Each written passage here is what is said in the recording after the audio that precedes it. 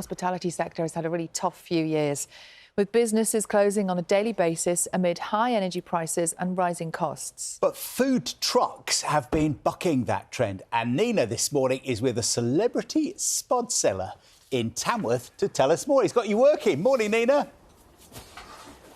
Yes, good morning. Congratulations on finally getting your coffee, but can you beat the smell of fried onions in the morning? Delicious. This is Spudman. We'll chat to him in a minute. He's getting cracking with the hundreds of spuds, and I mean hundreds, that he'll be serving up every day. So we're in Tamworth Town Centre. Have a look around.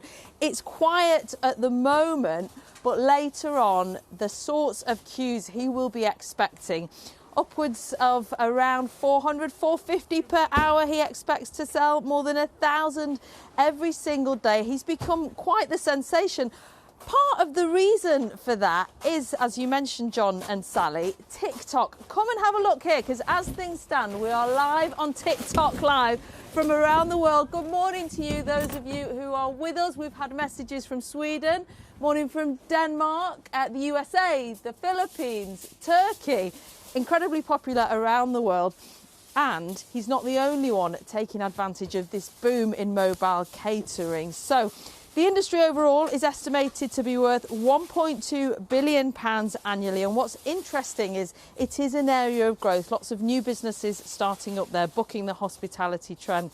Perhaps it's because getting started is a little bit cheaper. You can pick up a mobile catering van second-hand for about £5,000 and get up and running pretty quickly.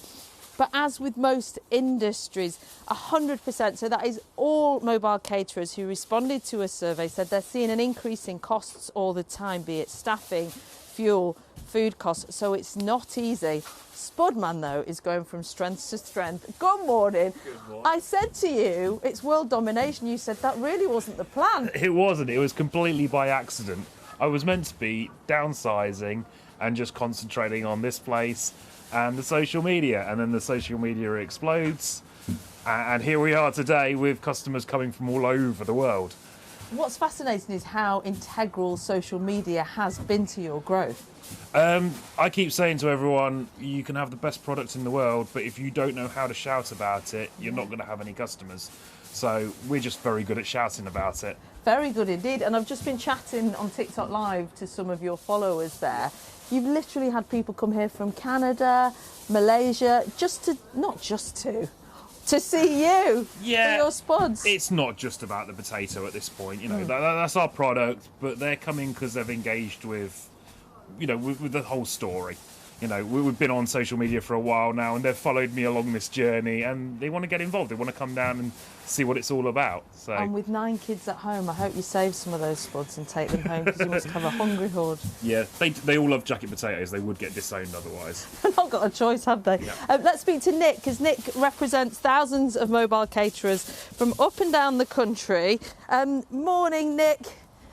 Where is he? There you are. And why do you think this is an area of growth for new startups? Well, it has a very low barrier to entry, so it gives people the opportunity for freedom, flexibility. They can be their own boss, they can try different flavours and fusions, and it's just a really exciting trend. And it's been a trend since around 2008. I mean, street food and mobile catering has been happening for years and years, but it just seemed to create a great opportunity for people to live their lives the way they want to live it, because it is a way of life, really. I mean, you see here, I mean, early starts and just people getting ready for the day, and it just gives them that freedom. And a decent price point, isn't it, when you compare it to other food? So you can get a proper lunch here for £4, which at the moment absolutely is good compared to some other places.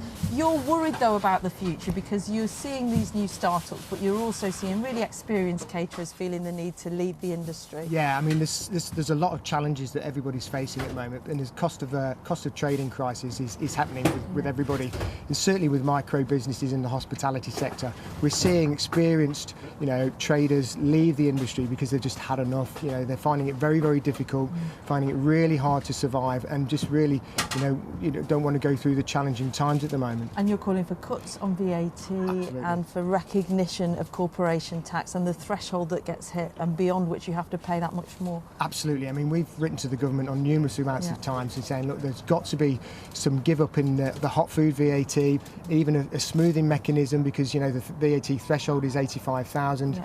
That's not been reviewed since 2016. So in real terms, there's been a 26% inflation. So that should really be 107,000. So there's lots of people just really struggling to turn around, and they're stopping trading when they get to that threshold. We wait to see what comes in the budget. I just want to ask Spudman, thank you, Nick, because the menu promises a range of things, but you've said for breakfast something quite unique, haven't you, that you're going to make me a little bit later on? My favourite jacket spud is cheese, curry and crispy fried onions. At this time in the morning?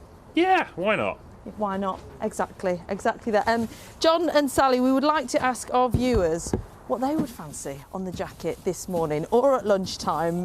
We know it is an absolute staple. It's been around on the British menu since the 19th century. So get in touch. Let us know what you'd like Spudman to be cooking up for you, John and Sally. Nina, I don't think anyone will Unfortunately, be I can't hear you. curry. Oh, there you are. Curry and what, cheese and... Oh, you do? You want crispy curry and- or you don't? No. I'd like beans and cheese is my favourite. Quite boring. Tuna, But mayo nice. and sweet corn. It's Yeah, got to I'm not sure about a cold topping on a hot potato. You like that? It's perfect. Do let us know. But I don't think he can necessarily fulfil every order that you make this morning. He's not going to be making 6 million jacket potatoes. Well, he probably would.